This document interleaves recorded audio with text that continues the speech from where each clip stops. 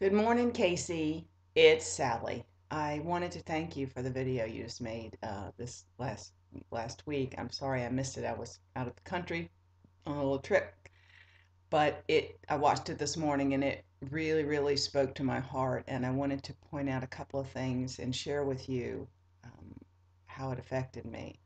You talk about, you know, that goal that we give for ourselves comes out of the air. You know that, right? I mean, sometimes we might be influenced by the BMI chart or um, what a doctor might say, but you do know the reality is that they say most weight loss people only lose 50 to 75% of their excess body weight.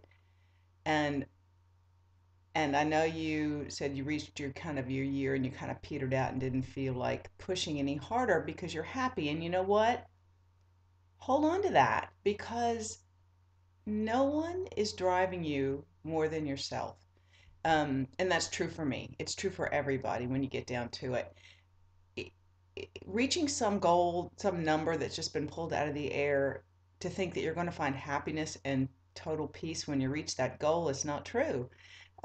That's a lie. I think we believe things, we tell ourselves stories, they're almost myths and they take over our lives. There is no perfection in this. There is no I mean, you know that had the whole I stop, I claim victory, I'm quitting, and I did that about 6 months out and then just kept walking the walk and let happen what happened, but stopped fixating on a race to the finish line.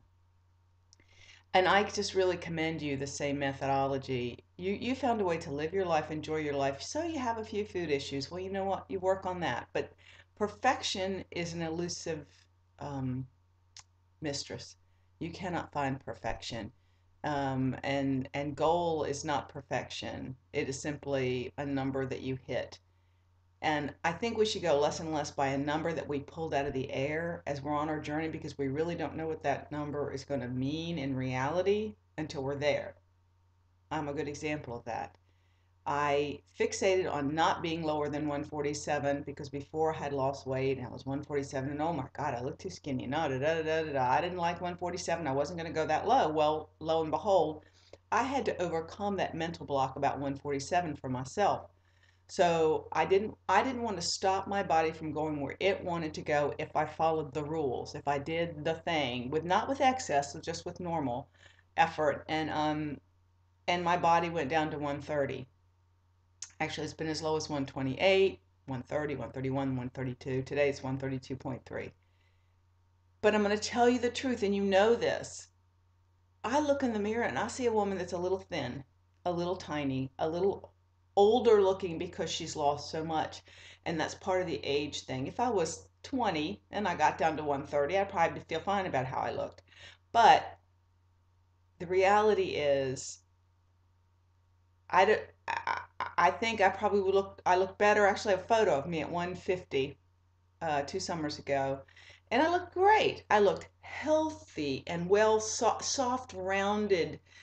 I did, sure, I had some saggy skin underneath, but not so much as I had 20 pounds later. Um, and so to me, the key is for you to follow what your body feels good at. And I think you look awesome. You are voluptuous and yet fit. I mean, to me, that's perfection. Fit and curvy. How could you beat being fit and curvy? I think I'm fit and yet I'm kind of bony. So I I personally think it's easier to be where you're at and to learn how to just walk and live in that place than if you went way low and didn't like it and had to figure out how to eat yourself back up without derailing your whole personal lifestyle change that you've made. I in my fantasy would like to say, oh, I could just flip the switch like when I was heavy and just wanted to flip the switch and wake up thin one day. Part of me would like to be able to flip the switch and wake up 10 pounds heavier or 15 pounds heavier and just see what that looks like.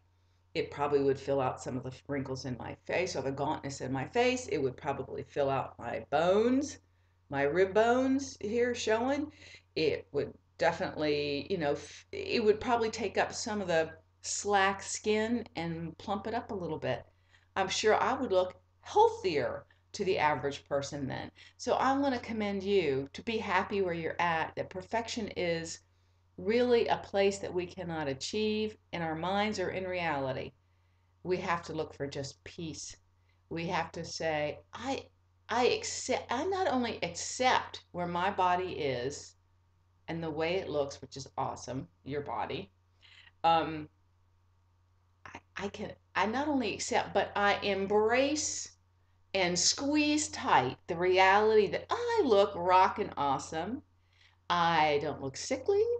I look hot. I am fit. I am strong. I am healthy. And what else is there? There's no number from the sky that's going to make me feel any different. And be happy where you are.